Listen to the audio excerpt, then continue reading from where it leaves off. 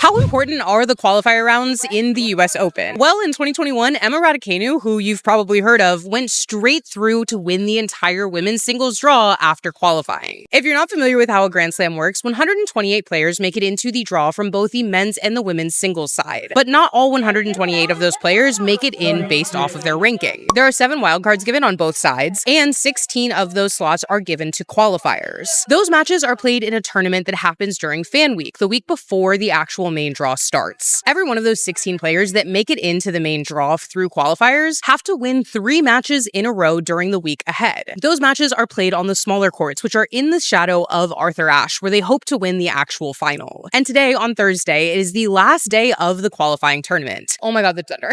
There are 16 matches for both the men's and the women's side, so 32 players on both the men's and the women's single draw that are competing for one of those last 16 spots. This year, the 7th wildcard spot for both the men's and the women's single side actually was determined based off of another tournament for the wildcard qualifier. All of those matches are some of the best tennis that you'll watch throughout this season. So today, there are 32 players hoping to make their dreams of making the main draw come true. And at the end of today, hopefully if the rain holds up, 16 players on both the men's and the women's side of this draw are going to have fought their way into the main draw for a chance to fight for the win. And it's not impossible to do. 5 years ago, Emma Raducanu qualified for this tournament and went on to win the entire women's single draw. And she did so without dropping a single set. So at the end of today, we'll know which of those 16 players might have a chance to follow in her footsteps. As you can tell, the weather did not hold up today. Today has been a full run of thunderstorms, lightning, rain, and of course, weather delays. Because all of the qualifying matches are played on outdoor courts, if it rains and we have a wet court, we have lightning, we have thunder, it means that we have to stop the matches. We had a long delay this morning, as well as now all matches have been suspended because of weather, which means that all of the hopefuls that are left, the 32 that are on the men's side and the 32 that are on the women's side, have to wait and hold on to the anxiety of this match. This is a really big reality of tennis. And as the thunder continues to roll in, we also have to remember that this is a mental game. So there are 16 slots left on both the men's and the women's side,